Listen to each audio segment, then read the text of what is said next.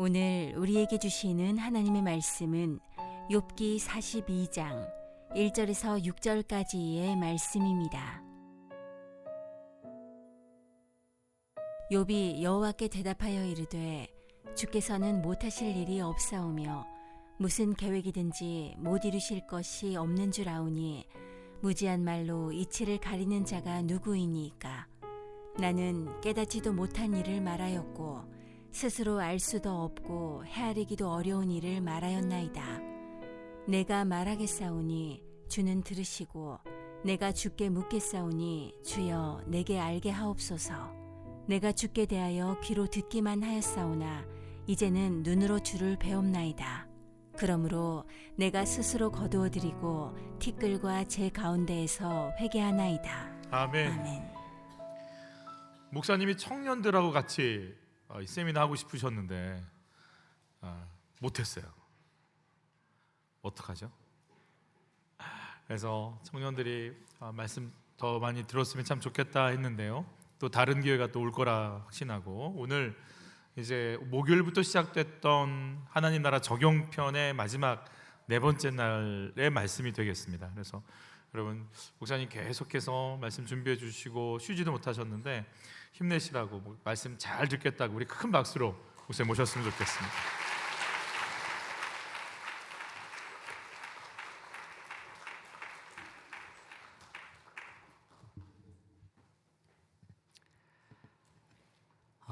하나님 나라의 백성으로서 그리스도인들은 어떻게 살아야 하는가요? 이미와 아직, 현재적 하나님 나라와 미래적 하나님 나라, already not yet, 이미와 아직을 사는 그리스도인들은 이 땅을 어떻게 살아가야 될까요? 크리스천의 삶의 원리는 무엇일까요? 3.1 독립이 선언됐습니다. 그런데 아직 8.15 광복은 오지 않았어요. 그럴 때 한국 사람들은 일제 식민지화 속에서 어떻게 살아가야 될까요? 친일파로 살아가야 될 것인가? 아니면 만주벌판을 뛰어다니며 상하이에서 임시정부를 세워갔던 독립군처럼 살아갈 것인가? 이런 것처럼 오늘 예수 그리스도를 내 마음의 구주와 주님으로 모셔드리고 우리의 삶의 왕 되신 주님의 통치, 다스림 가운데 살아가는 크리스천들은 아직 예수님은 재림하지 않으셨어요. 미래적 하나님 나라가 아직 완성되지 않았어요. 그럼 미래적 하나님 나라를 소망과 믿음으로 바라보며 이 땅을 살아가는 그리스도인들은 어떻게 삶을 살아가야 할까요? 이런 면 속에서 작년에 우리 청년부는 재작년인가요? 작년이 되나요? 예. 하나님 나라란 무엇인지, 그래서 하나님 나라의 원리를 여러분과 나눴고 이제는 적용편으로, 자 그러면 하나님 나라를 알았다면 우리가 하나님 나라의 백성으로 어떻게 살아가야 될까요? 라고 하는 내용을 우리가 첫날 목요일 날 율법으로부터의 자유함을 나눴습니다.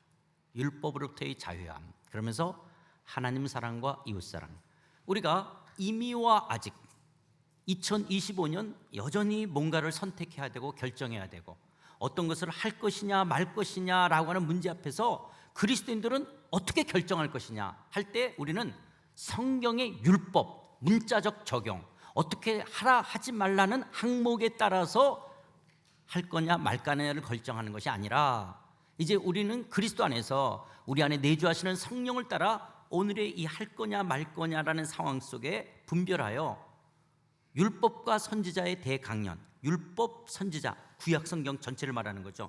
그 정신이 뭐냐?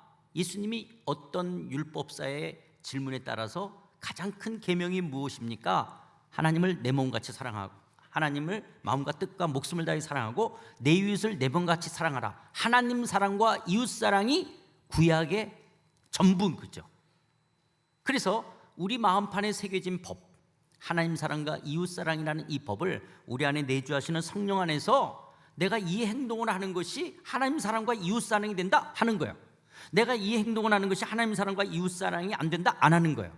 그래서 우리가 해야 될 많은 것들이 있죠. 할 거냐 말 거냐. 제가 목요일 날 상당한 한 2, 30, 한 거진 20개 이상을 보여줬어요. 이거 크리스천들이 이걸 할 거냐 말 거냐. 그 중에서 가장 유치한 거, 술 담배를 할 거냐 안 할 것이냐 라고 하는 문제를 크리스천이 어떻게 해요? 성경이 구약 율법이 하라 그랬어, 하지 말라 그랬어, 이거는 그리스도의 삶의 모습이 아니에요. 그 구약 성경에서 율법적으로 이걸 해도 돼, 안 해도 돼, 이게 아니라, 이런 문자적 적용이 아니라 하나님 사랑과 이웃 사랑, 내가 술 담배를 하는 것이 하나님 사랑과 이웃 사랑이 된다면 하는 거예요.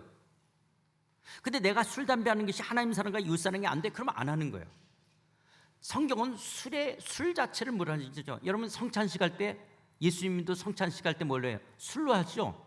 사도 바울이 디모데를 향해서 너의 자주 나는 위장병을 해서 술 마시라 그러잖아요. 그러니까 술 자체를 금한 게 아니라 술의 용도를 갖고 문제를 있는 거예요. 예수님도 술을 드셨댔고 사도 바울도 술을 먹으라고 하고, 근데 그 용도가 지금 내가 이 술을 먹고 담배를 피는 것이 무엇을 위한 것이냐라는 거예요. 그것이 하나님 사랑과 이웃 사랑이 안 된다? 그럼 하면 안 되는 거예요. 위장병원에서 술 먹는 게 그게 도움이 된다 먹으나 그게 이웃 사랑인 거잖아요. 성찬식 하는 것들 속에서 예수님의 피를 상징하기 때문에 한다, 그래서 할 수 있는 거라고, 먹을 수 있는 거예요. 그러나 이것이 도리어 술을 먹고 내가 이성이 흐려지면서 또 다른 죄를 짓게 한다, 그럼 술 마셔서는 안 되죠.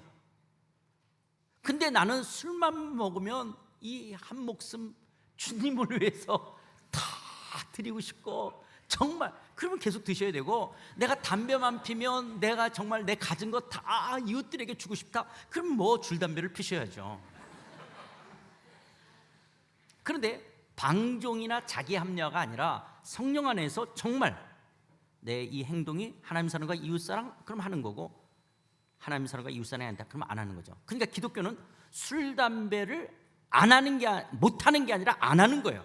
여러분, 우리가 기독교인들은 우리가 자유함입니다. 기독교는 정말 하나님 나라 안에서 다 가한 것, 다 자유함인데, 내 자유함이 방종이 돼서는 안 되지만은 다 할 수 있는데 안 하는 거예요. 못 하는 게 아니라 안 하는 거예요. 왜 안 해요? 하나님 사랑과 이웃 사랑이 안 되기 때문에. 이것이 이제 율법부터의 자유함. 그래서 하나님 나라의 백성으로 이미와 아직 속에서 우리의 어떤 선택과 결정을 어떤 원리로 할 것이냐, 하나님 사랑과 이웃 사랑이라는 원리로 할 거냐 말 것이냐를 결정하는 거야. 그런데 우리가 이것이 하나님 사랑과 이웃 사랑이 됐는데도 잘 감당하기 힘든 것이 있어요. 그게 성령이 도우시는 거죠. 성령의 능력으로 이것이 내 생각으로 분명히 이게 하나님 사랑과 이웃 사랑이 돼. 그런데 인간적으로 생각하면 안 하고 싶고 또 그렇지 않으려고 할 때 내가 성령을 따라 그렇게 하나님 사랑과 이웃 사랑을 선택하는 것이죠. 이게 크리스천의 삶이죠. 두 번째는 이미와 아직 속에서 우리는 하나님 앞에서 거룩한 삶을 살아가야 되는 거예요. 그래서 죄로부터의 자유함, 그러면서 신분과 상태에 대한 이야기를 나눴댔죠. 우리는 하나님 나라의 백성으로 하나님이 거룩하시니 너희도 거룩하라. 우리는 거룩한 삶을 살아야 되는 거예요. 왜냐?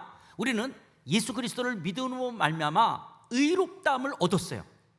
우리가 하나님 앞에 의인, 하나님의 영광스러운 의로운 백성, 자녀가 된 것은 우리의 행위나 노력이 아니라 하나님 예수 그리스도를 믿는 믿음으로 값없는 은혜의 선물로 법정적 의, 간주되는 거예요. 무죄 이렇게 판결되는 것처럼 하나님 쪽에서 예수 그리스도를 믿는 믿음으로 우리를 의인이라 칭하시는 거예요. 이것은 신분이에요. 이 신분은 노력이 아니기 때문에 거저 주어진 것들이에요. 자, 우린 신분이 의인이에요. 내가 의로운 짓을 해서, 의로운 어떤 행위를 많이 해서가 의로운 것이 아니라 주어진 거예요. 선물로 의인이라는 신분을 얻은 거예요. 위로부터 났어요. 그래서 거듭났다라고 그러는 거죠. 다시 태어났어요. 의인으로 우리는 태어났어요. 예수 그리스도를 믿는 믿음으로. 자, 그러니까 의인이 됐으니까 의인답게 살아야 되는 것들이죠. 그래서 육과 영의 온갖 더러운 것에서 자신을 깨끗게 해야 되는 거죠. 하나님 나라의 백성이기 때문에. 그런데 아직 우리가 이 땅에 두 발을 딛고 살면서 우리가 상태적인 면의 거룩함으로 나아가야 되는데 상태적 거룩함으로 나가지 않는 거예요. 신분에 걸맞는 수준의 삶을 하나님이 거룩하니 너희도 거룩하라는 그 수준의 삶으로 나가야 되는데 그렇지 못하고 죄를 짓는 거예요. 죄를 질 때 한 번 짓는 것이 아니라 자꾸 지게 되었을 때 자기의 신앙의 모습에 갈등들이 생겨요. 나는 이렇게 매주일 회개 기도하고 죄 안 짓겠다 그러고 또 죄 짓고 죄 안 짓겠다 그러고 또 죄 짓고 이런 것이 반복되는 것들 속에서 자기 신앙에 대한 부정이 생기기 시작합니다. 내가 이러고도 기독교인이야? 내가 이러고도 교회를 다녀, 내가 이러고도 집사야, 내가 잡사지, 이런 자기 자신에 대한 신앙의 어떤 환멸처럼 막 실으면서 나는 위선자 같고 이중인격자 같은 거예요. 자기 신앙생활이가 꼭 빙벽타기 하는 것 같아요. 얼음벽으로 올라가는 것처럼 하나님 죄 안 짓고 거룩하게 살겠다 그러고 또 찌르르 미끄러지고 죄 짓고, 하나님 죄 안 짓고 이렇게 하고 또 잘못했다고 회개하고 눈물을 흘리면서 회개하고 또 죄 짓고, 하나님 내가 다시는 안 짓겠다 그러면서도 또 죄를 짓고, 하나님 내가 이럴 바에는 아예 저를 데려가 주십시오, 정말 나를 죽여주십시오까지 정말 안 나가겠다고 그렇게 간절히 기도했는데 또 죄를 져. 그 다음에 하나님 이제 할 말이 없습니다 그러고도 또 죄를 져. 이런 빙벽타기 하는 자기의 모습을 바라보면서 내가 정말 양심이 있다면 교회 가지 말자, 내가 이따위 짓을 하면서 이렇게 정말 아무도 안 본다고, 또 교회 사람 없다고 이렇게 못된 죄를 짓고 이렇게 하면서 내가 교회 가서 뭐 애들 주일학교 교사도 하고 성가대도 하고 또 봉사도 하고 또 목자가 된다고 리더도 하고, 아니야, 정말 이러면 아닌 것 같아. 그래서 내가 집에서 그냥 혼자서 회개기도 하고 그냥 성경 읽고 그렇게 자숙하는 마음을 갖자 라고 해서 교회를 떠나는 것이 양심의 소리냐? 아니라는 거예요. 이건 100% 사단한테 속는 거예요. 그게 사단의 전략이에요. 얼마나 많은 기독교인들이 이 사단의 전략에 뻥뻥 나가 떨어져 있는지 몰라요. 그래서 교회를 안 다니는 거예요. 그건 양심의 소리가 아니에요. 그건 사단의 소리인 거예요. 그래서 사단은 끊임없이 우리를 참소해요. 우리를 참소할 때 어떤 거냐? 우리가 상태적으로 거룩하지 못한, 마치 하얀 돼지인데 꿀꿀이 밥통에 똥 싸고 오줌 싸게 해서 온몸이 똥이 묻었어요. 똥이 묻어도 하얀 돼지인 것처럼 우리는 그리스도로 말미암아 의인이야. 근데 의인답지 못한 똥이 묻어 있어요. 똥이 묻어 있어도 신분은 의인이에요. 왕자와 공주, 왕자답고 공주답지 못해도 왕자와 공주예요. 왜? 왕으로부터 태어난 자식들이기 때문에 왕자와 공주예요. 왕자답게 공주답게 살아야 되는데 공주답게 왕자답게 못 살아도 왕자와 공주라고 하는 거예요. 이 신분은 안 변하는 거예요. 그런데 네가 왕자답지 않다고 공주답지 않다라고 어디를 건드리는 거예요? 너는 왕자가 아니야, 너는 공주가 아니야. 이건 사단의 소리인 거예요. 여기에 기독교인들이 너무너무 많은 사람들이, 특별히 젊은 사람들이 속게 되어지는 거예요.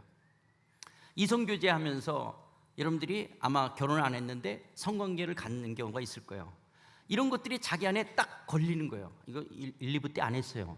왜냐하면 이건 나는 그래서 청년부들이 꼭 들었으면 좋겠다라고 많이 생각했던 것들이 더 그런 거예요. 왜냐하면 훨씬 더 저는 여러분들에게 직접적인 얘기를, 저는 제가 모태신앙으로 교회를 다니면서 교회가 조금 더 노골적으로 말을 해줬으면, 조금 더 좀 삶에 가까운 얘기를 했다면 나는 신앙이 달랐을 텐데, 근데 교회가 안 얘기하는 것 때문에 얼마나 많은 이 신앙을 어떻게 해야 되는지를 잘 모르면서 그냥 혼자서 끙끙거리면서 왔던 것들이 있기 때문에 저는 말을 해주고 싶은 거예요. 기독교인들이 어떻게 살아야 되는지. 그런데 지금 여러분들이 그래서 어쨌든 여기오든 저기오든지 아니면 뭐 돼서 앱을 해서 가서 그랬단 말이에요. 그것이 분명히 누리는데 자기는 교회 와서 찬양 인도자라고 앞에서 찬양 부르고 있어.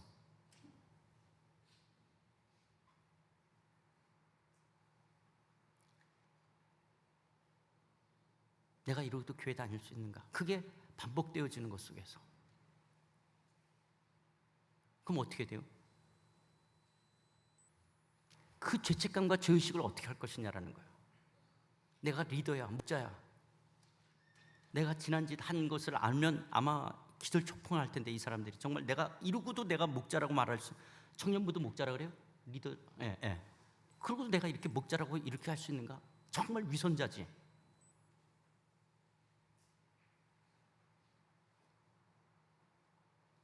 그러면 교회를 떠나야 되는 거냐라는 거예요. 그게 사단의 소리인 거예요. 그게 참소하는 사단의 소리 속에서 여러분, 우리가 죄를 지은 건 죄를 진 거예요. 그래서 그런 자기를 바라볼 때 성령님도 우리 안에서 탄식해요. 그 성령의 탄식은 그러니까 나는 주님의 십자가가 아니고서는 쓸 수가 없는 거예요. 오직 예수님만이 나의 의고, 예수님만이 나의 거룩이시고, 예수님만이 나의 능력이고 지혜이기 때문에 그 주님의 보혈 앞에, 주님의 발 앞에 더 가까이 나가 그런 나의 상태적 죄를 고백하고 자백하고 회개하고 돌이키고 여전히 나를 신분적으로 의롭다 하신 그리스도의 그 십자가 앞에 내가 젖어 서는 거예요. 그리고 내가 하나님 성령의 능력 가운데 이런 상태적 죄를 떠나겠습니다. 그래서 버리고 자르고 끊고 돌이키고 그럴 수 있는 힘과 능력을 구하면서 나아가는 이런 것들이, 근데 그걸 한두 번 해야 되죠. 목사님 말처럼 빈벽타기, 그걸 끊임없이 하는 거예요. 이게 임의와 아직 속에 우리는 끊임없이 베드로의 말처럼 목욕한 자라 할지라도 발을 씻어야 되는 것처럼 우리는 끊임없이 있는 거예요. 그럼 그렇게 막 합리화, 그건 자기 합리화죠. 그래서 오늘 이따가 나올지도 모르냐. 그럼 하나님의 때로는 맴매하시기도 해요. 왜냐, 자식이 자식답지 않은 거예요. 내가 호적을 파겠다라는 게 아니라 내 자식답게 안 살아가는 것들이 거듭 반복되면 부모가 맴매를 들잖아요. 그런 부분들 속에서 우리에게 찾아오는 죄책감, 죄의식에 속아서는 안 되는 것들이에요. 신분이 흔들리면 안 되는 거예요. 이거는 행위가 아닌, 노력이 아닌 은혜의 선물로 의롭다함을 얻었기 때문에. 그러면서 우리가 상태적 거룩으로 어떻게 나가야 될 것인가, 이런 신분과 상태, 이것을 임의와 아직을 살아가면서 이 부분이 흔들려서는 안 되는 거예요. 여러분, 예수 그리스도를 믿음으로 의인의 죄인이에요. 그건 노력이나 행위로 얻었어요? 믿음으로 얻었어요? 그렇기 때문에 흔들리면 안 돼요. 그건 그분이 나를 의롭다는 거예요. 내가 언제 의인이 됐어요? 내가 무슨 거에서 의인이 된 게 아니라 저분이 나를 의롭대요. 저분이 나를 의로운 자녀래요. 여기겠대요. 그래서 의인이에요. 저분이 그걸 이렇게 취소하지 않는 거예요. 그게 의인이에요. 근데 의인답게 살기를 원하시는 거예요. 의인이기 때문에. 너는 거룩한 자이기 때문에 거룩한 자답게 살라는 거예요. 너는 왕과 같은 제사장이니까 왕과 같은 제사장으로 살라는 거예요. 너는 보배롭고 존귀한 자니까 보배롭고 존귀한 자답게 살라고 하는 이 수준과 상태, 이 부분, 여기에 설사 그렇지 못한다 할지라도 내가 친일파 세력과 연결돼서 때로는 친일 세력을 했다 할지라도 돌아와야 되는 거예요. 나는 한국 사람이기 때문에.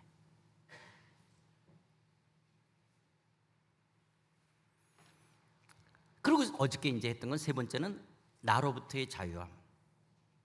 그래서 예수 안에서 나는 나다. 부르심과 은사를 쫓아, 부르심과 은사를 따라 살아가는 삶이다 라는 말은, 우리가 하나님 나라 백성인데 우리는 이 땅에 두 발을 들이며 세상 나라와 같이 살고 있게끔 되어져요. 기독교인들만 살아가는 것이 아니라, 하나님의 다스림 통치를 받고 있는 사람들만 살아가는 것이 아니라, 하나님의 통치를 거부하고 하나님의 다스림을 받지 않는 사람들과 같이 이 지구촌을 살아가야 되는 거예요. 그렇기 때문에 저들은 하나님이 없기 때문에 하나님을 대신하는 자리에 뭐가 있냐? 돈이 있는 거예요. 만몬이 있는 거예요. 뭐니 해도 머니가 최고인 거죠. 돈이 힘이에요. 돈이 힘이라고 여기는 거예요. 그런데 이 세상 나라의 가치, 세상 나라의 잣대를 갖고 나를 바라보면 돈이 될 만한, 힘이 될 만한, 사람들이 부러워할 만한 것이 내게 없는 거예요. 왜 나는 가난한 집에서 태어났을까? 왜 나는 공부를 못할까? 나는 왜 지방대를 다녔을까? 왜 나는 전문학교를 다녔을까? 왜 나는 이럴까?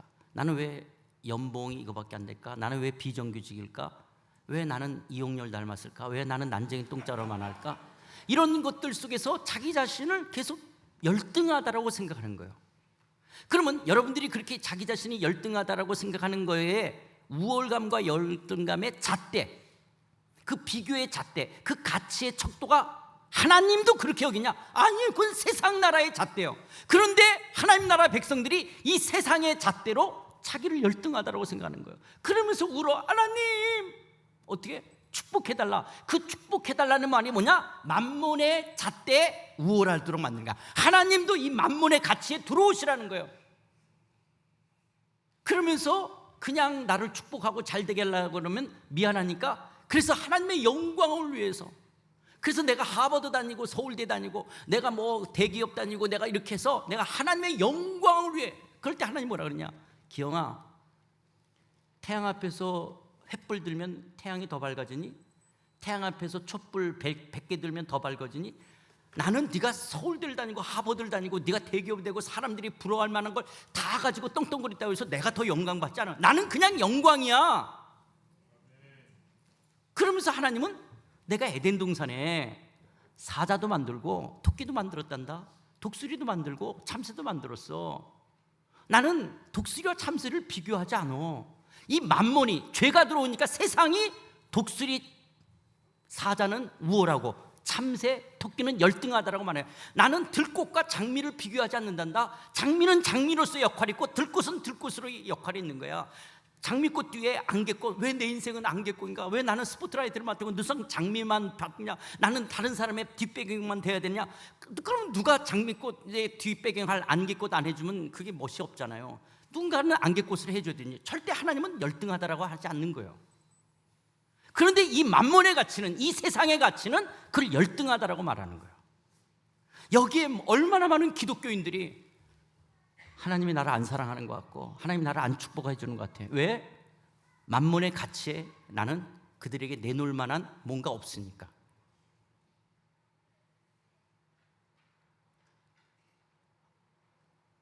우리 딸이 지금 26살 된 딸이 있어요. 한 달 월급이 200만 원, 그러니까 최저 기본금 220만 원? 예. 230만 원인가 그걸 받아요. 너무 힘들어하는 거예요. 자기가 이렇게 한 달 월급을 230인지 240 하여튼 그 정도 받거든요. 그러면서 자기는 아주 자기 인생이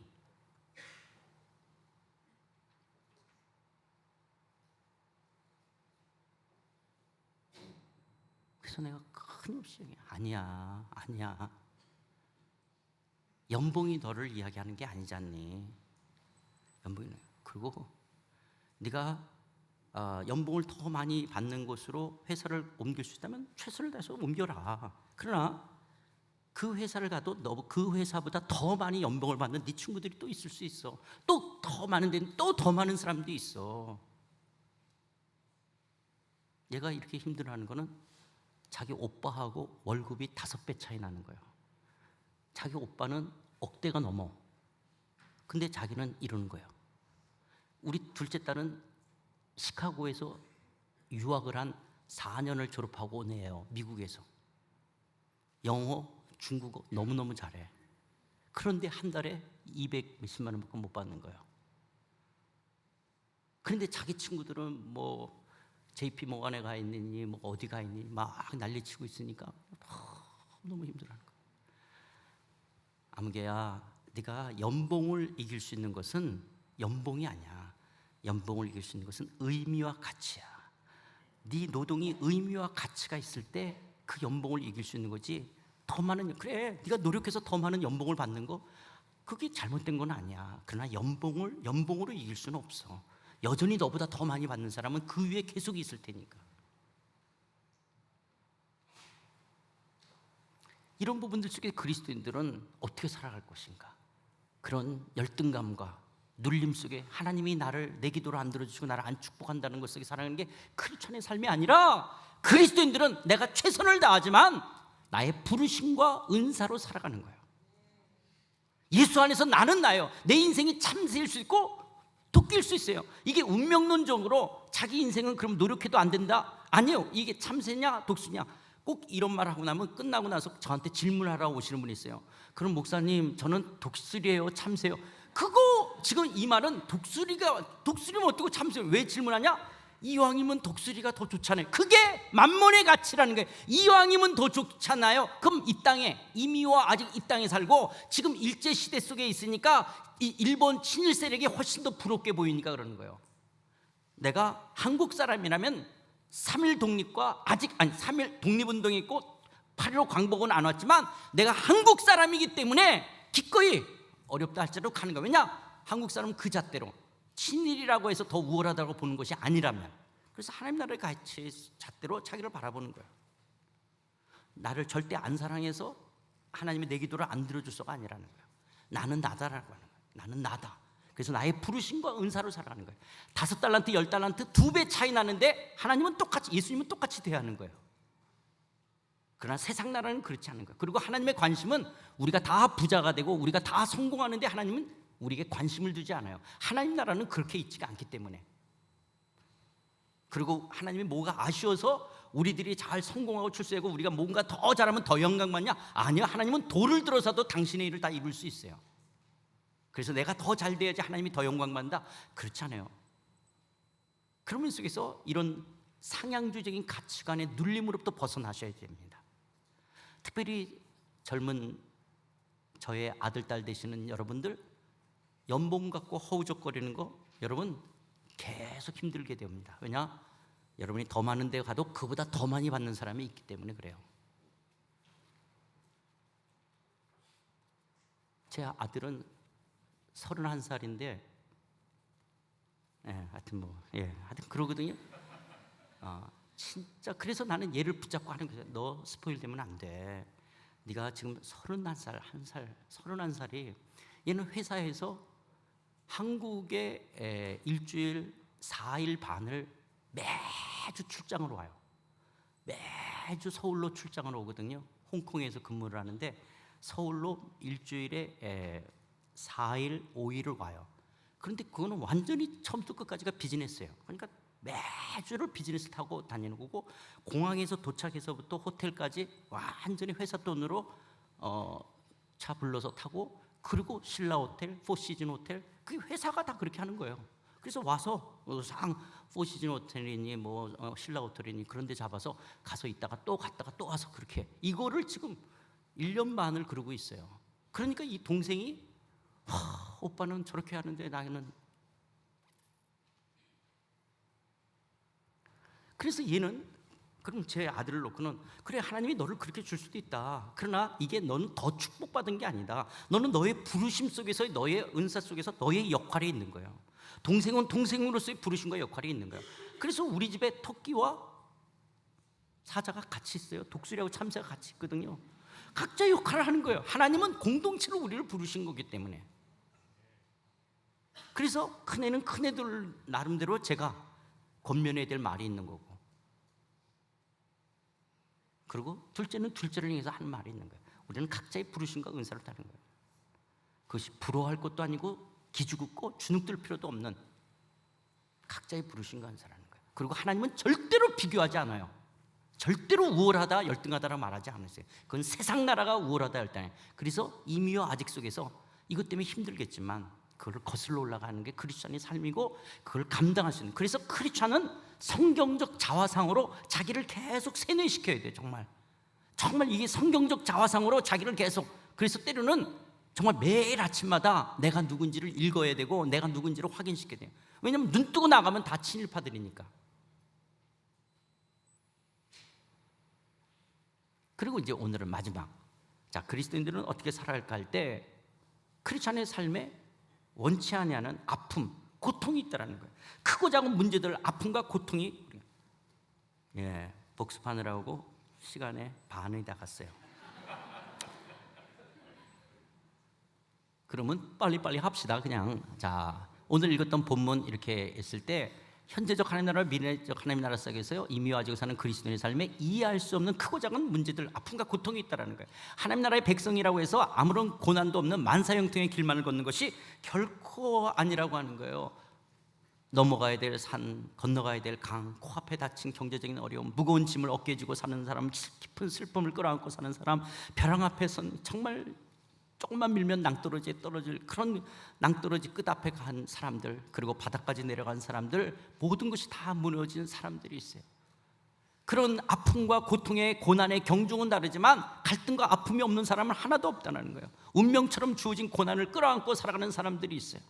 어떤 사람은 왜 나는 은수저일까? 왜 나는 흙수저일까? 그래서 금수저 가진 사람들을 부러워하는데, 제가 한 달 전에 보육원에서 자라서 이제 18세 되면 자립청소년으로 나가야 되잖아요. 그 자립청소년으로 나가야 되는 그 청년 한 사람이 그러는 거예요. 저는 흙수저가 너무 부러워요. 나는 수저가 없어요. 나는 그 눈빛을 잊을 수가 없어요. 자기는 수저가 없대요. 그래서 흙수저인 사람들이 너무 부러운 거예요. 자기는 나는 수저가 없다.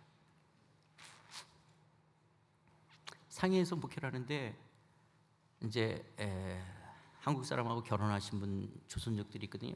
그 조선족이 어떤 여성분이 저한테 그런 거예요. 목사님, 왜 나는 중국 한족도 아니고 한국 사람도 아니고 왜 나는 조선족으로 태어났어요? 여러분들은 어떻게 왜 대한민국 사람으로 태어났습니까? 우리가 중고등학교 6년, 대학교 4년, 그래도 10년을 영어를 배우는데 미국 가면 강아지만큼도 히어링이 안 되잖아요. 왜 누구는 미국 시민권을 갖고 왜 어떤 사람은 독재국가 저개발 국가에서 태어나냐? 북한에서 태어났다는 이유 하나만으로 얼마나 힘들게 살아가는 사람들이 있어요. 어떤 사람은 좋은 부모 밑에서 행복하게 살아가는 사람이 있지만 어떤 사람은 때로는 부모로부터 학대를 받기도 하고 가난이 대물리된 삶 속에 살아가는 사람이 있고, 어떤 사람은 준수한 외모 속에서 모델도 되고 배우도 되는데 정말 외모 하나를 갖고 건물주가 되는 사람들이 있잖아요. 그런데 나는 못생긴 게 아니라 안 생긴 사람들, 왜 나는 안 생겼을까? 그래서 비관하고 열등하는 사람. 그래도 뭐 필요하다면 의학의 도움을 받으세요. 저는 이게 모발 이식 2번 한 사람입니다. 뭐 그 하나님이 잘못됐다고 이야기하지 않고, 또 천국 가면 성형수술 많이 해서 하나님이 이게 헷갈려 하실 거예요. 절대 하나님은 헷갈려 하지 않으실 테니까 절대 그런 거 관계없이 하고, 뭐 필요하시다면 도움을 받을 수도 있죠. 그런데 이것뿐만 아니라 때로는 선천적 장애를 갖고 태어나는 사람들이 있는 거예요.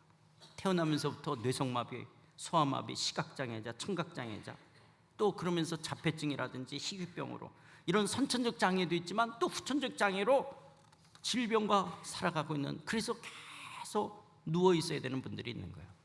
그런데 저희 집에 2남 3녀예요. 그 제가 막내인데 제 바로 위에 누나가 현순인데 3살 많아요. 근데 제가 한 번도 누나라고 그런 적이 없어요. 늘 현순이라고 불렀는데 왜 그러냐? 우리 어머니의 말에 의하면 2살 때, 현순이 2살 때 경기를 했대요. 아유, 애가 왜 경기를 하지?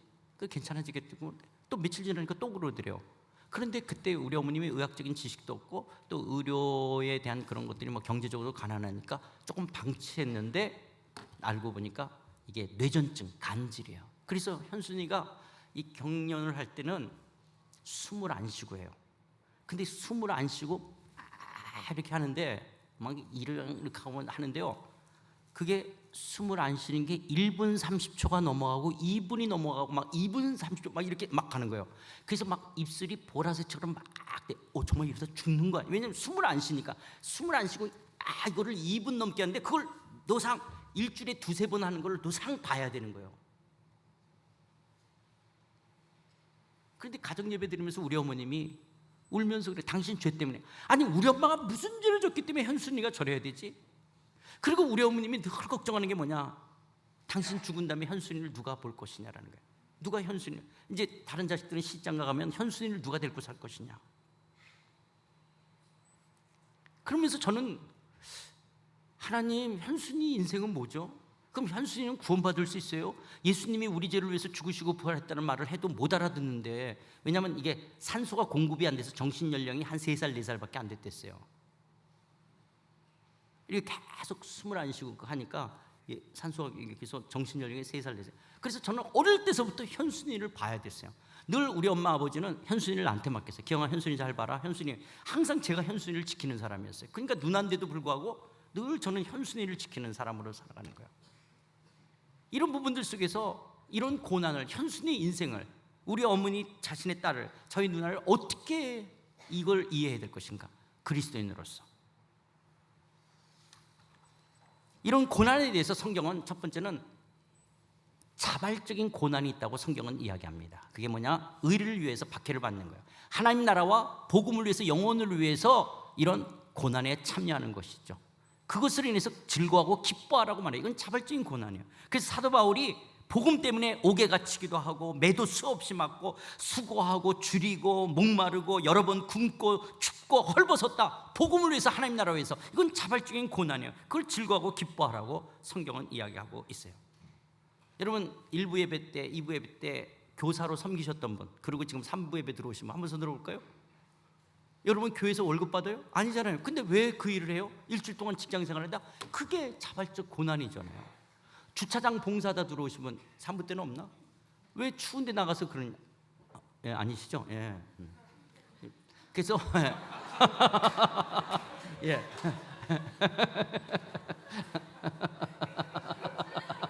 예. 그래서 자발적 고난. 그렇죠. 아마 여러분들이 자발적 고난을 지는 분들이 주님 때문에 겪는 고난이죠. 이 자발적 고난이 있는 거예요. 그건 도리어 기뻐하고 즐거워하라. 왜냐? 광복의 날이 왔을 때 내가 나라의 독립을 위해서 자발적 고난을 받은 사람, 도리어 우리가 독립 어떤 훈장을 주잖아요. 그런 것처럼 미래적 하나님 나라 속에서 상급과 칭찬이 있을 거예요. 또 어떤 고난이 있냐? 죄로 인한 고난인데 죄로 인한 징계의 고난이 있어요. 여러분 욥기서는 사실 욥이 고난을 받다가 나중에 하나님의 축복을 많이 받았다, 이게 욥기의 주제는 아닙니다. 이 욥기를 그렇게 이야기하면 참 그런데 욥기는 굉장한 어떤 인식론을 다루면서 이 욥의 세 친구와 욥이 격렬하는 이 변증, 그 다음에 논증들 속에서의 이야기를 다루고 있는 내용들이거든요. 그래서 욥의 고난에 대해서 욥의 세 친구 엘리바스라든지 발닷이라든지 소바는 죄 때문에 네가 고난을 받는다라고 말하는 거예요. 죄 때문에. 그래서 욥기서에서 욥의 고난은 죄 때문에 이런 고난을 받는다는 인과응보적인 설명들 속에 오늘 이미와 아직을 살아가는 그리스도인들이 오늘 당하는 고난은 뭐냐? 하나님이 우리를 사랑하시기 때문에 우리가 상태적인 거룩함으로 나가지 못하고 하나님 앞에 죄를 지을 때 사랑의 징계, 채찍질이 있다라는 거예요. 우리가 부모가 자식을 사랑하기 때문에 때로는 맴매를 들어야 되는 징계가 있는 것처럼 그리스도인들이 하나님이 사랑의 맴매의 징계로 우리가 고난을 받을 수 있어요. 이것은 어떤 인과응보적인 것들이 아니에요. 그래서 여러분, 기독교는 죄에 대한 보응이 있을까요, 없을까요? 기독교는 죄에 대한 보응이 없어요. 왜냐? 죄에 대한 보응은 죽어야 돼요. 그래서 내가 만약에 죄를 진 거에 대한 보응을 받겠다, 죽어야 되는 거예요. 그래서 기독교는 죄에 대한 보응이 없어요. 왜냐? 그런 죄를 대신해서 예수님이 십자가에 죽은 거에 나도 연합되어졌기 때문에. 내 모든 죄의 저주와 형벌을 예수님이 대신 받으셨고 그 대신 받으신 예수님의 십자가에 나도 연합되어졌다는 걸 우리가 믿는 거거든요. 그래서 나도 모든 죄로부터, 죄의 저주와 형벌로부터 벗어난 자가 된 거예요. 그래서 기독교인의 삶은 죄의 보응은 없어요. 그러나 상태적으로 죄를 짓게 되어지면 사랑의 징계가 있는 것이죠. 징계로 찾아오는 우리의 삶의 고난이 있는 거예요. 세 번째는, 이건 욥의 주장이에요. 욥이 나는 나름대로 의롭게 살려고 노력했다라는 거예요. 근데 욥도 그런 인과응보적인 이런 개념을 갖고 나의 어떤 내가 완벽한 의가 아니라도 내가 하나님 앞에 의로운 삶을 살아간다라는 건데 내가 이렇게 심한 고난을 당해야 되냐는 거예요. 이렇게 고난을 받는 것은 내가 가는 길을 주님이 다 아시는데, 내가 어떻게 삶을 살아왔는지 그분이 다 아시는데 그가 나를 단련하시기 위해서 내가 그래서 하나님이 나를 정금과 같이 순금같이 단련시키기 위해서 이런 불순물을 내빼는 단련하기 위해서, 정금자처럼 단련하기 위해서 하나님이 나에게 고난을 줬다. 이게 욥의 논리인 거예요. 그런데 이미와 아직을 살아가는 그리스도인의 삶에 이 욥의 말처럼 하나님이 우리를 단련하기 위해서 고난을 주실 때 있어요. 믿음의 시련이 인내를 만들어내고, 인내가 우리를 조금도 부족함이 없는 사람. 온전하다라는 말이 뭐냐? 숙달되고 성숙된 거예요. 여러분, 손흥민 그 축구 선수가 하루에 1000번씩 슈팅하는 걸 연습해서 그 숙달되고 성숙해진, 그 얼마나 멋있는 코너킥을 넣었어요. 그런 것처럼 이렇게 온전하고 구비한다라는 것은 재물을 바칠 때 그 재물이 상처가 없고 흠이 없고 결점이 없고 모든 것이 갖춰진 것처럼 하나님께서는 이런 고난을 통해서 우리가 흠이 없고 상처가 없고 결점이 없는 자로서 우리가 조금도 부족함이 없게 하려고 우리에게 연단을 주시는 고난이 있다라고 하는 거예요. 그래서 군사훈련을 받을 때 사병훈련을 받으면 사병이 되고, 하사관훈련 받으면 하사관이 되고, 장교훈련 받으면 장교가 되고, 특수훈련을 받으면 특수대원이 되어지는 것처럼 하나님께서 그 훈련의 농도가 다 다르지만 하나님이 우리를 연단하기 위해 오는 고난이 있다라고 하는 거예요. 그러면서 네 번째는 뭐냐? 욥기서는 이걸 이야기하려고 하는 거예요. 욥기의 주제는 이거예요. 자, 욥이 왜 고난을 받게 되어집니까? 글쎄, 천상의 회의가 열렸는데 하나님이 그 천상에 있는 천사들과 특별히 거기 사단도 있었는데 그 앞에서 욥을 자랑하는 거예요. 동방의 의인이고 용과 같이 하나님을 경외하고 순전하게 살아가는 사람이 어딨냐라는 거예요. 그러니까 그 말을 듣던 사단이, 하나님, 욥이 어찌 까닭 없이 하나님을 경외하겠습니까? 욥이 이런 하나님의 축복을 받으니까 그렇게 의롭고 경건한 삶을 사는 거 아니겠습니까? 그러니까, 그래? 욥이 그렇냐? 그렇다면 욥을 한번 네가 시험해 보라는 거예요. 그래서 하나님이 마치 허용하시는 것처럼, 그래서 사단이 욥의 자식들과 재물들을 졸제 다 일거에 다 없애가 버리죠. 일거 그러니까 우리 누군 생각나는데, 하여튼 일거에 그 재물과 자식들을 다 주고. 그러니까 또 그래도 욥이 하나님을 이렇게 부정하지 않게 되어지자 아직도 건강하기 때문에 그런데, 그래서 육체의 종기가 나가지고요, 온몸이 종려해서 질그릇으로 기왓장으로 몸을 긁어야 되는 비참. 그래서 아내가 저주하고 죽으라고 하고 떠날 정도로 정말 인간이 겪을 수 있는 최고의 고통을 겪게끔 되어지죠. 그런 욥이 내가 의롭게 살려고 하는데도 왜 그래도 그런데 그렇다라고 이렇게 고통을 받을 수 있냐? 그래, 나를 정금과 같이 단련시키기 위한 것이지 그런 죄 때문에 내가 이렇게 고난을 받는 것은 아니라고, 그래도 자기가 그렇게 해석하려고 했던 이 욥을 향해서 하나님이 욥을 찾아와서 묻는 거예요. 무지한 말로 생각을 어둡게 하는 자야, 네가 그렇게 안다면 이제부터 내가 묻는 말을 대답하라는 거예요. 대장부처럼 허리를 묶고 내가 내게 묻는 말을 대답하라 그러면서 욥기 38장, 39장, 40장, 41장에서 100가지가 넘는 질문을 하게 돼요. 질문을 쏟아놓기 시작하면서 욥 대답해보라는 거예요. 네가 대장부처럼 허리를 띠고 내가 묻는 말에 대답하라. 처음에 물리시험서부터 시작해요. 물리시험에서 시작하면서 내가 땅에 기초를 놓을 때 너 어디 있었냐, 그러니까 천지창조했을 때 너 어디 있었냐, 네가 깨달았으면 말해봐라. 또 그 도량법을 누가 정했느냐, 그 줄을 그 위에 누가 띄었느냐, 그것의 주추는 무엇이었냐, 그 모퉁이 돌은 누구냐, 새벽별들이 기뻐하며 노래할 때, 이런 것들을 말하는 거예요. 그 욥이 물리시험에 하나도 대답을 못해요. 그러더니 이제 생물시험으로 바뀌어요. 산염소가 새끼 찌는 때를 내가 아느냐, 암사슴이 새끼 낳는 것을 내가 본 적이 있느냐, 몇 달 만에 만삭이 되는지 아느냐, 그 낳을 때를 아느냐, 몸을 굽히려 새끼를 낳으며 그 괴로움이 지나가며 그 새끼는 강아지에서 빈들에서 크다가 나간 후에 다시 돌아오지 않냐, 이걸 네가 아느냐라는 거예요. 하나도 모르는 말들이죠. 욥이 하나도 대답 못해요. 그런데도 다구치면서 허리에 대장부처럼 허리를 띠고 내가 묻는 말에 대답하는 거예요. 그래서 100가지 질문에 이 욥이 하나도 대답을 못하면서 이제 욥기의 주제가 나오는 거예요. 욥이 여호와께 대답하여 이르되 주께서는 못하실 일이 없사오며 무슨 계획이든지 못 이루실 일이 없는지 아느니라. 무지한 말로, 누가? 욥, 내가 무지한 말로 이치를 가린 자가 누구니까? 나는 깨닫지도 못한 일을 말하였고 스스로 알 수도 없고 헤아리기도 어려운 일을 말하였나이다. 내가 말하겠사오니 주는 들으시고 내가 주께 묻겠사오니 주여 내게 알게 하소서. 내가 주께 대하여 귀로 듣기만 하였으나 이제는 눈으로 주를 배웁나이다. 그러므로 내가 스스로 거두어드리고 티끌 가운데 회개하나이다. 이게 욥기서의 주제예요. 무슨 말이냐? 그 천상의 회의 속에서 이루어지는, 그래서 하나님이 허용하신 것, 이것을 내가 이해할 수는 없죠. 알 수가 없는 거예요. 하나님이 심술꾸러기냐라는 거예요. 아니, 욥이 그렇게 믿음이 좋다라고 그렇게 욥을 시험해서 그 욥을, 그러면 욥 갖고 하나님이 장난질하고 내기하는 거잖아요.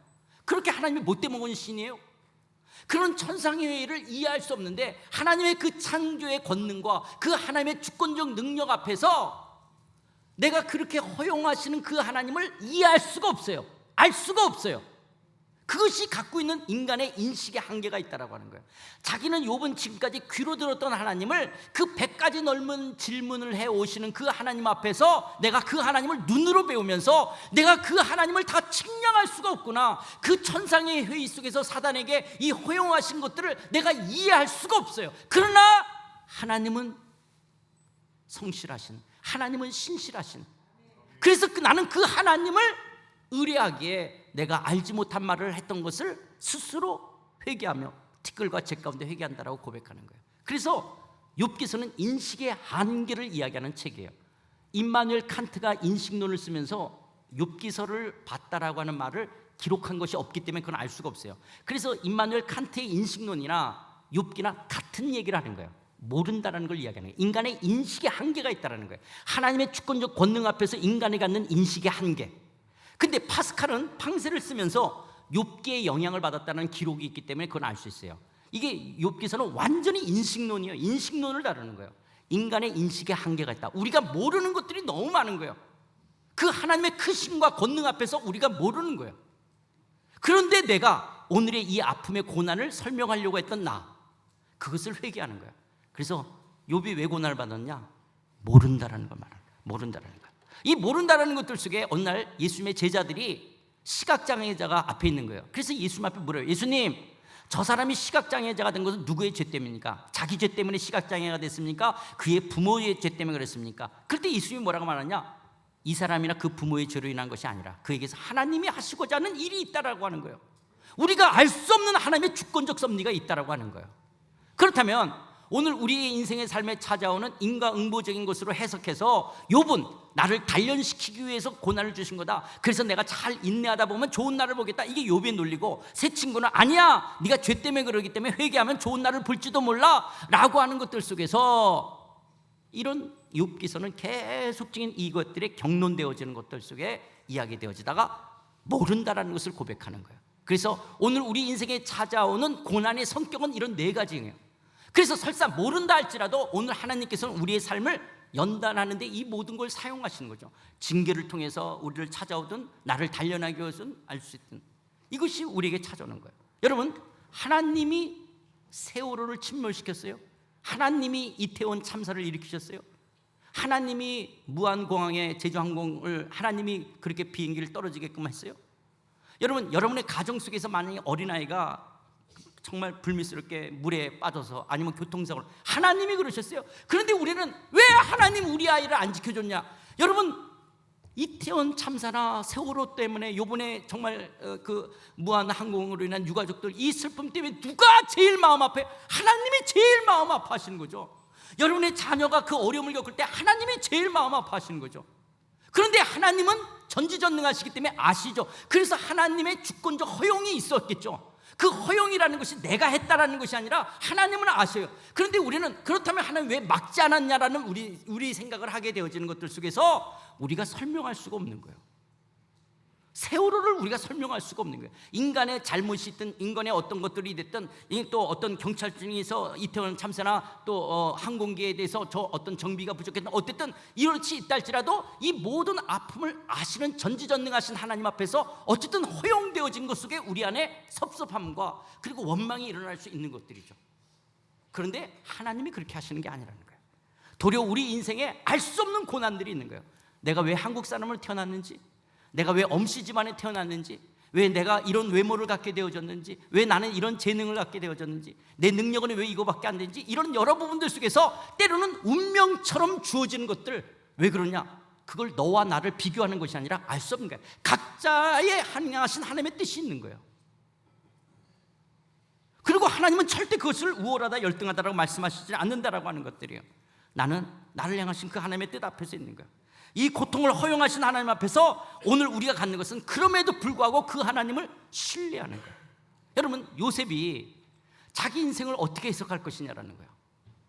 형, 내가 다시는 채색 옷 안 입을게. 형, 내가 꿈 얘기 안 할게. 형, 내가 다시는 아빠한테 고재질 안 할게. 살려달라고 아우성을 치는데 요셉을 팔아넘겼던 그 형들. 그런데 그 형들이 어느 날 요셉이 국무총리 됐는데 쪼르륵 와서 엎드린 거예요. 와, 요셉이 그동안 자기가 그 고통스러웠던 보디발 장군 집에서 어쨌든 노예로 팔려 들어가서 종생활을 하다가 하나님이 함께 하심으로 가정 총무가 돼가지고 했던 거, 억울하게 감옥에 갇혔던 것들, 그동안에 고생했던 것이 주마등처럼 지나갔을 거예요. 그때 비로소 꿈이 생각나는 거야. 아, 그때 볕단들이 나한테 절을 하고 해와 달들이 별을 절하는 것이 이거구나. 이 가뭄 속에서 우리 민족을 구원하시려고 지금 형들이 와서 엎드리게 되어져서 우리 민족을 구원하시려고 하는 거구나. 그렇다면 나는 형들에게 팔린 것이 아니라 하나님이 나를 먼저 애굽에 보내셨구나로 자기 인생을 해석하는 거예요. 요셉이 자기 인생을 팔렸다라고 해석되면 형들 다 죽여야 돼요. 복수해야 돼요. 원망과 불평이 팔렸다에 있는 거예요. 보내졌구나. 여기에는 하나님의 뜻이 있고 하나님의 섭리가 있고 하나님의 어떤 목적하심과 하나님의 사명을 발견하게 되는 거예요. 내가 보내졌구나. 사명과 목적을 생각하게끔 되어지는 거예요. 그래서 요셉이 형들을 향해서 당신들이 나를 이곳에 팔았다라고 해서 근심하고 한탄하지 마십시오. 하나님의 생명을 구원하시고 나를 당신들보다 먼저 보내셨다라고 해석하는 거예요. 나를 이리로 보내시는 당신들이 아니요 하나님이시라고. 그래서 형들을 살리며 하나님의 구원 역사를 요셉이 일으켜갈 수 있었던 거예요. 여러분, 요셉을 갖고 이야기할 때 자꾸 꿈을 가지십시오. 그래서 나중에 국무총리가 요셉의 꿈은 국무총리가 되는 게 요셉의 꿈이 아니에요. 요셉의 진정한 꿈은 뭐였냐? 그 화려한 매장지가 있는 애굽 땅, 그 애굽 땅에 그는 묻히기를 원하지 않았어요. 그래서 그가 임종할 때 자기 뼈를 메고 나가야 할 것을 유언하게 되어져요. 그래서 이스라엘 자손들에게 뭘 말하느냐? 맹세를 시켜서 반드시 너희들이 이 애굽에서 떠날 때 내 해골을 메고 나가달라는 거예요. 요셉은 이 화려한 애굽 땅에 자기가 묻혀야 될 사람이 아니라 비록 척박한 가나안 땅이지만 아브라함과의 언약, 야곱, 이삭과의 언약이 성취될 가나안 땅이 내가 묻혀야 될, 이게 요셉의 꿈인 거예요.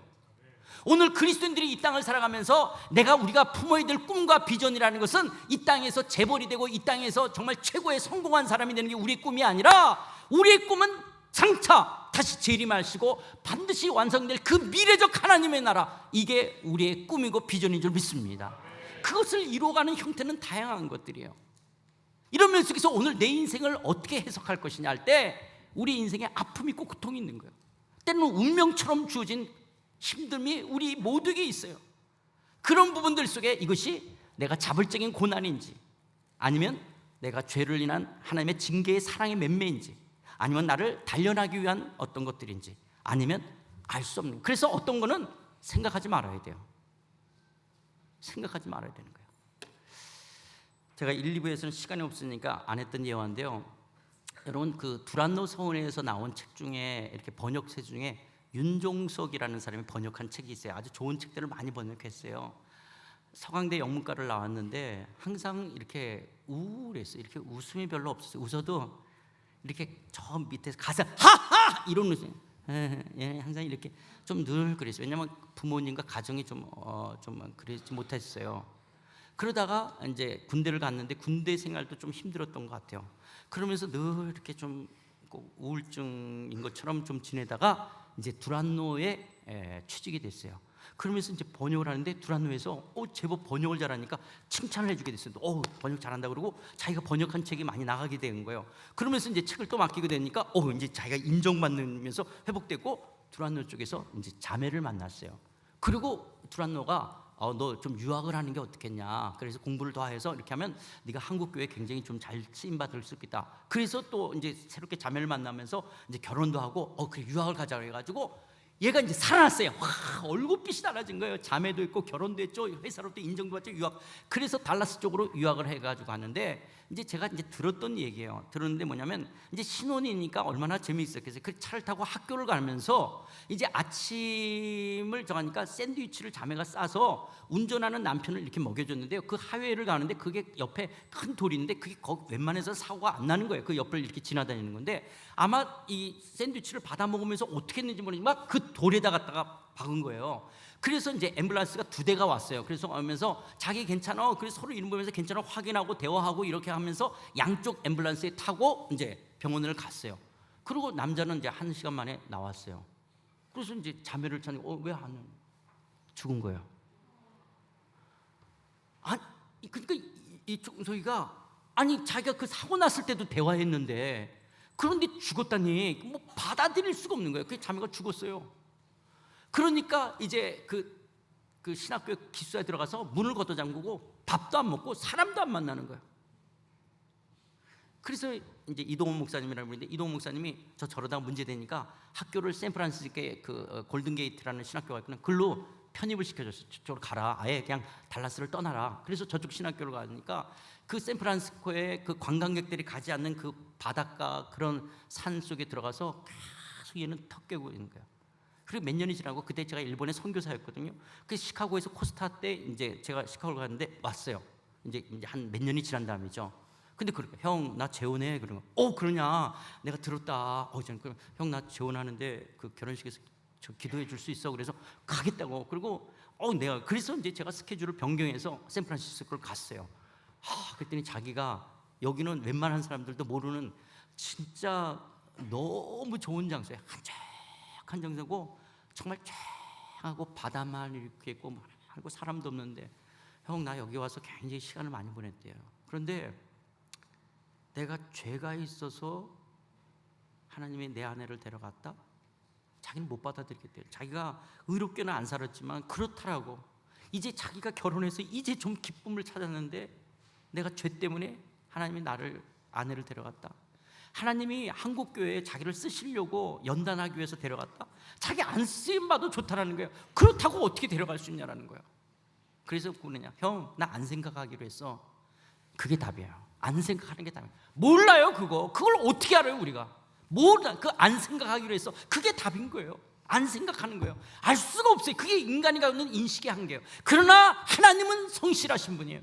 우리는 그 하나님의 크심을 믿어드리는 거예요. 지금은 이해가 안 돼요. 내 아픔을 해석할 수가 없어요. 내 아픔에 대해서 내가 받아들이고 용납할 수가 없어요. 그러나 하나님은 신실하신 자기 아들 예수까지를 내어주신 그 하나님의 사랑을 알고 나는 여전히 그 하나님을 신뢰하는 것뿐이에요. 그 하나님을 예배하고 그 하나님을 믿어드리고 그 하나님을 따르는 것뿐인 거예요. 그러나 하나님의 주권적 섭리 속에서 우리는 내 인생을 해석하는 거예요. 그럴 때 우리는 이런 고백인데, 저는 성경 구절 중에서 이 구절이 너무너무 좋아요. 저는 정말 제 갈등의 너무나 많은 부분들을 이 한 구절에서 끝냈어요. 우리가 지금은 이미 already 이 땅에서는 거울을 보는 것처럼 희미해요. 다 할 수가 없어요. 그러나 그때는 재림의 주님이 오시고 미래적 하나님 나라가 완성됐을 때는 얼굴과 얼굴을 대하여 볼 것이고, 지금은 내가 부분적으로 알기 때문에 오해가 생기고 이해할 수가 없어서 답답하지만, 그때는 예수님이 재림하시고 미래적 하나님 나라가 완성될 때는 나를 아신 것 같이 내가 온전히 알게 되라. 왜 현순이가 그렇게 살아야 되는지, 내 인생에 왜 이런 일이 있어야 되는지, 왜 나는 이 종갓나 새끼라고 말하는 그런 엄씨, 우리 아버지를 만나서 거기서 자라게 되어졌는지, 제 인생의 크고 작은 여러 가지 것들이 지금은 거울로 보는 것처럼 희미해요. 그러나 그때는, 지금은 내가 부분적으로 알기 때문에 답답하지만 그때는 온전히 알게 된 이 소망 속에 살아가면서, 그럼에도 불구하고 나는 하나님을 신뢰하는 거예요. 내 자신의 인식의 한계가 있음을 고백하면서 하나님의 크심을, 그 하나님의 위엄과 권능을, 그 하나님의 하나님됨을 믿어드리며 그 하나님을 신뢰하기에 오늘도 하나님을 예배하며 하나님을 따라가는 것들이에요. 그러면서 지금 받는 고난은, 여러분이 지금 받고 있는 고난은 장차 우리가 받게 될 그 고난의 영광과 비교한다면 비교할 수 없는 거야. 우리가 받게 될 그 영광과 비교할 수 없는 고난이에요. 우리가 꼭 죽을 것 같고 정말 견딜 수 없고 너무 아프고 너무 고통스러운 이런 고난, 그러나 미래적 하나님 나라가 왔을 때는 비교할 수 없는 하나님의 영광이 있을 줄 믿습니다.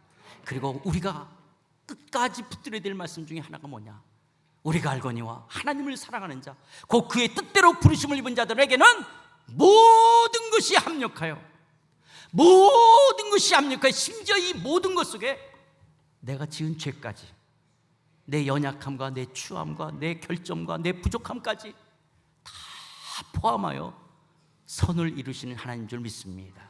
오늘의 이 고난까지, 알 수 없는 이 고난들, 그리고 징계에 매든 나를 연달하는 이 모든 것들이 우리를 정과 같은 하나님의 사람으로 빚으시고 합력하여 선을 이루시는 하나님의 손길 속에 우리가 이 땅을 살아가는 줄 믿습니다.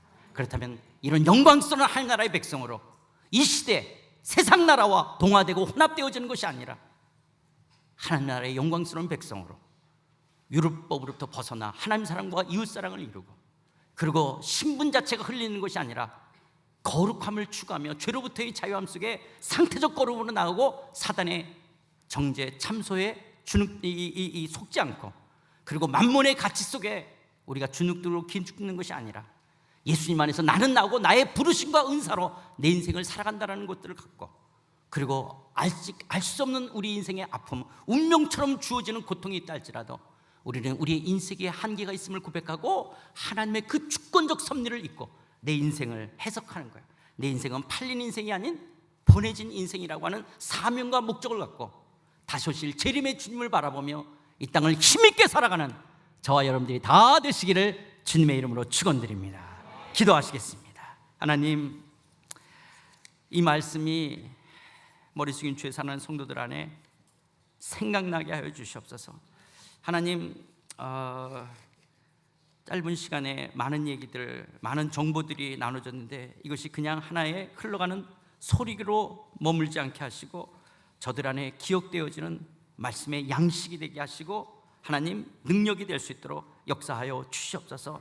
오늘 다른 사람에게 다 말할 수 없는 자기만의 아픔과 고통, 이해할 수 없는 고난의 문제들 속에서 허우적거리며 갈등하는 심령이 있다면 하나님 그들에게 찾아가 말씀하시며 내가 이해할 수는 없지만 알 수는 없지만 그러나 하나님의 주권적 섭리 속에서 여전히 하나님의 성실하심과 신실하심으로 내 인생을 이끌어가시는 그 주님 안에 있음을 기억하며 나를 단련하여 천금같이 나오게 하시는 그 하나님 안에 모든 것이 압력하여 선을 이룰 것이라는 이 소망 붙들고 다시 오실 재림의 주님을 바라보며 하나님 나라의 영광스러운 백성으로 힘있게 2025년을 살아갈 수 있는 사랑하는 죄권석들을 다 되게 하여 주시옵소서. 예수님의 이름으로 기도드려옵나이다. 아멘.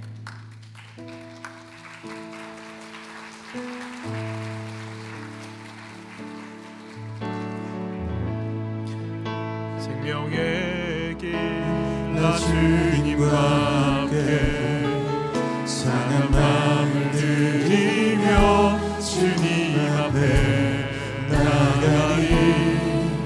나의 의로움이 되신 주 그 이름 예수 나의 길이 되신 이름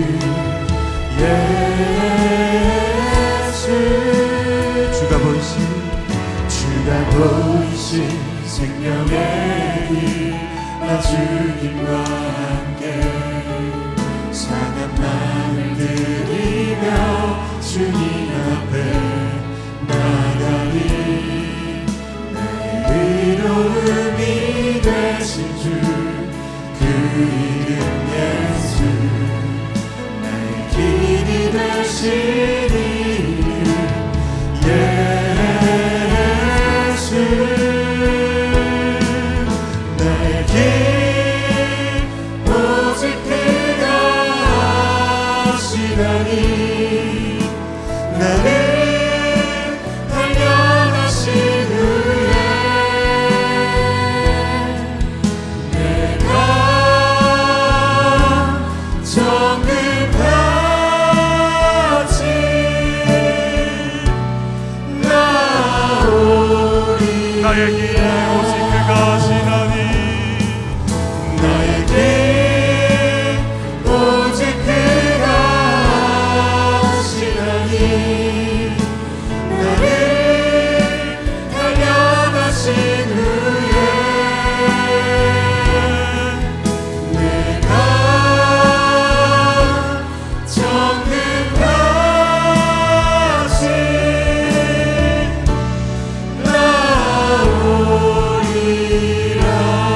나오리라.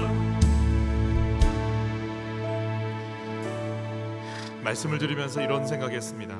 우리가 아마 주님처럼 인도해달라는 기도를 저희가 해야 될 텐데, 그러나 인도해달라는 기도 가운데 우리는 그 마음을 갖고 기도할 것 같습니다.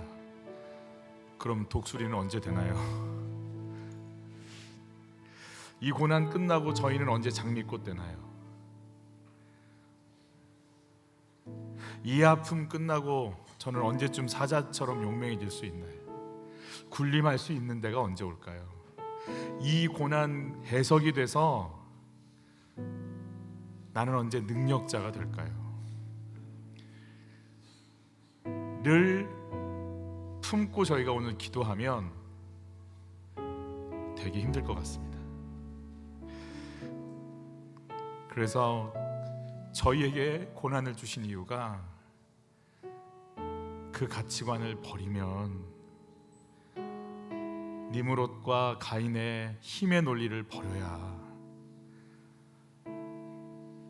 예수로 사는 길이 열려라고 가르쳐 주시려고 고난 주시는 것 같습니다. 오늘 저희가 이 고난 해석되게 해달라고 저희 기도할 텐데, 해석하면 뭐 하겠어요? 마음이 사자한테 가 있고 독수리한테 가 있는데, 능력 있는 사람 되게 해달라고 마음을 거기 두었을 텐데, 주의 길이 아니라 왕의 길을 가고 싶은 우리들, 주의 길이 아니라 상석에 앉고 싶은 우리들, 그래서 지금이 다 고난처럼 느껴지는 우리들, 하나님 이게 고난이 아니라 사명되게 하여 주옵소서. 이해가 안 되는 내 몸, 우리 집, 내 연봉, 어려운 사람들이 100% 오르신 하나님이 주신 최고의 환경인 걸 인정하게 하여 주옵소서. 하나님, 여기서 아직도 나는 높아지고 싶은 이 마음을, 이 욕망을 꺾을 길이 없사오니 하나님, 제가 이 고난이 필요합니다. 지금 이 고난이 저에겐 제일 적합합니다. 이 고난이 맞습니다. 이해가 안 가서 문제지 이게 맞기에 주셨기에 이 속에서 주의 길 가게 하여 주옵소서.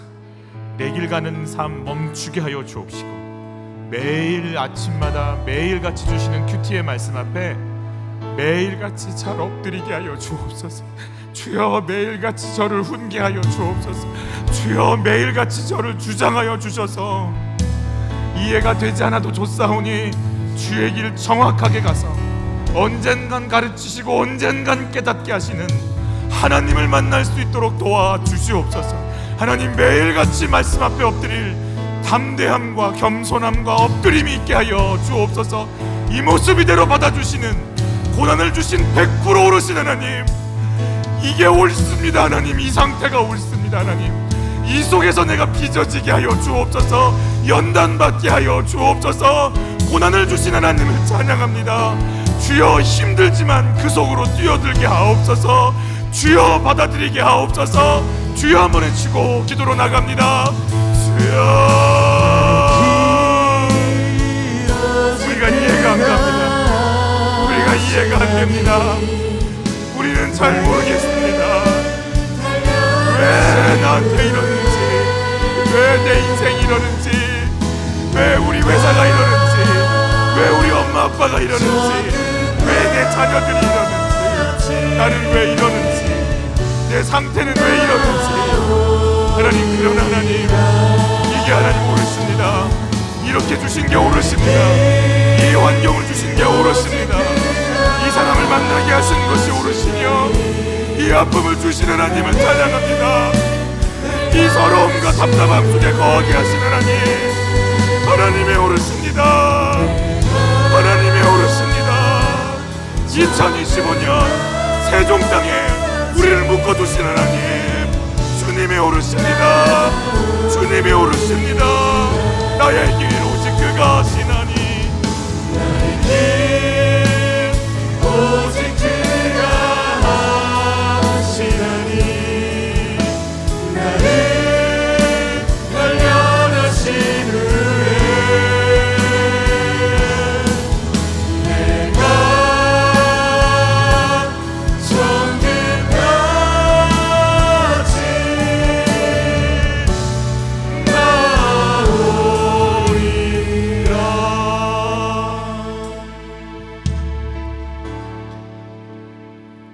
이런 기도로 하나님께 다시 한번 나갔으면 좋겠는데, 하나님 앞에 제가 뭐가 되려고 하지 않게 하옵소서. 하나님을 드러내는 통로 이외에 어떠한 것도 되지 않게 하여 주옵소서. 내가 들어가려는 모든 시도들이 멈추어지게 하여 주옵시고, 귀로만 들었던 주님을 얼굴로, 눈으로 뵙던 욥처럼 주님을 만나니 주님 이외에 다른 것 드러나지 말게 하옵소서. 제가 주님만 사모할 수 있는 그 한 사람 되게 하시려고 이해할 수 없는 이 시간 속에 들어가게 하셨사오니, 주여, 우리 이 인식의 한계를 뛰어넘어 주님 만나는 그 순간까지 주의 영광 사모하며 살게 하여 주옵소서. 내 눈으로 주를 배움나이다. 내가 주의 얼굴빛으로 충만하겠나이다. 주님의 영광 앞에 나의 영광이 아무 의미가 없음을 알게 하여 주옵소서. 주의 영광으로 나를 채워주심을 감사합니다. 내 영광 드러내려 했던 모든 시도들이 정리되게 하여 주옵시고, 하나님, 안개같이 사라지게 하여 주옵시고, 입김같이 사라지게 하여 주옵소서. 하나님의 영광 앞에 두려워 떨게 하여 주옵소서. 하나님의 영광 앞에 춤추게 하여 주옵소서. 하나님의 영광 앞에 죽은 자같이 되게 하여 주옵소서. 하나님의 영광 앞에 다시 살게 하여 주옵소서. 하나님의 영광을 위해 내 모든 것 드려도 아깝지 않은 인생으로 살아갈 힘을 주옵소서. 하나님의 영광의 통로가 되는 영광 누리게 하옵소서. 주의 말씀 앞에 대면하게 하여 주옵소서. 주를 만나게 하여 주옵소서. 말씀을 공급하여 주옵소서. 주여 한번 외치고 기도로 나갑니다. 주여, 내가 누구를 외우리까? 내 이름 석자가 아니라 예수 그리스도 이름으로 하나님 내 영광이 주님 되게 하옵소서. 사람들의 평가, 세상의 말 다 뛰어넘어 내가 주 앞에 섰사오니, 우리가 주 앞에 섰사오니 누가 감히 당신을 뛰어넘을 수 있으며, 누가 감히 당신의 이름을 뛰어넘을 수 있으며, 누가 감히 아버지의 이름 앞에 내 이름을 드러낼 수 있나이까? 누가 감히 말하겠나이까? 너는 말하라. 내가 땅에 기초를 둘 때, 내가 모든 불화자를, 내가 번개의 집을 지을 때 너는 어디 있었으며, 너는 생축의 태에서 일어나는 일을 너는 말하라. 너는 사람이 죽고 사는 문제 앞에 어디 한번 너는 말해보라. 주여, 저희가 무엇을 말하리까? 내가 무엇을 말하리까? 우리가 잠잠해질 뿐이니이다. 우리가 아무 말도 할 수 없는 인생입니다. 우리가 무엇이길래 당신 앞에 말할 수 있습니까? 우리가 무엇이길래 하나님께 말할 수 있습니까? 그저 하나님의 영광을 볼 뿐입니다. 그저 하나님의 일하심을 볼 뿐입니다. 어둠에 밝은 빛을 비춰주시고 너의 작은 신임에도 응답하시니 너는 어느 곳에 있든지 주를 향하고 주만 바라보지라.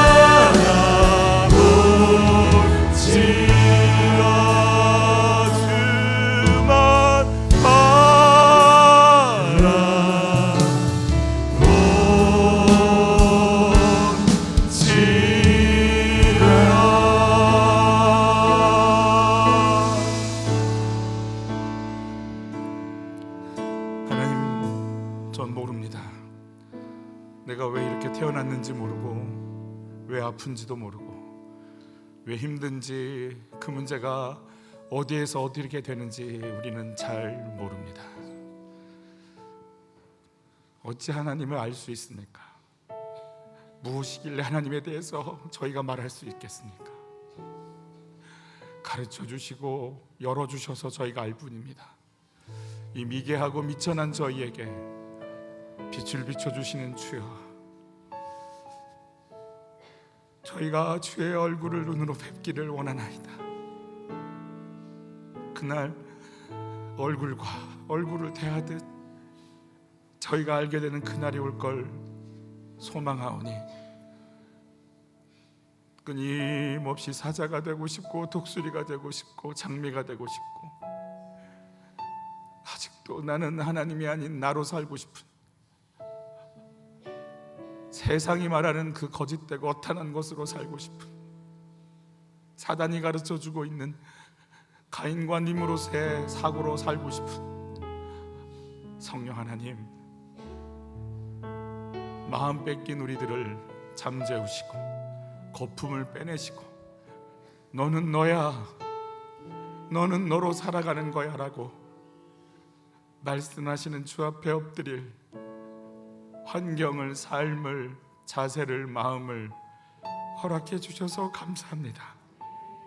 저희가 언젠간 우리의 고난이 해석되고 언젠간 우리의 아픔이 해석되고, 그러면서 주 앞에 하나님 또 오르시다고 얘기할 그날까지 다 이해할 수 없어도 하나님 오르시다고 이야기하며 오늘도 변함없이 이 길을 가고 싶습니다. 눈이 와도 비가 와도 주님이 가르쳐 주신 이 길을 저희가 가기 원합니다. 한 걸음 한 걸음 뚜벅뚜벅 걷게 하여 주옵시고, 변함이 없이 주시는 새벽의 큐티의 말씀이 주여 우리의 삶을 여시는 길이 되게 하옵소서. 주님 아니면 살 수가 없고 말씀이 아니면 숨 쉴 수 없사오니 주님 저희를 만나 주시옵소서. 주님 우리에게 은혜 주시지 않으면 견딜 길이 없고, 주님 우리 붙잡아 주시지 않으면 오늘을 견딜 수가 없나이다.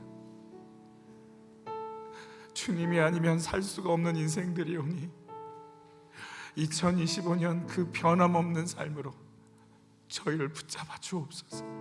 살고 싶습니다. 주님 만나고 싶습니다. 주여, 말씀 영원한 변치 않는 모두 다 쇠해도 주의 말씀은 영원하다셨사오니 거룩한 말씀이 우리의 생명이 되게 하시고 길이 되게 하여 주옵소서. 성령님 우리를 주장하소서. 우리를 채우소서.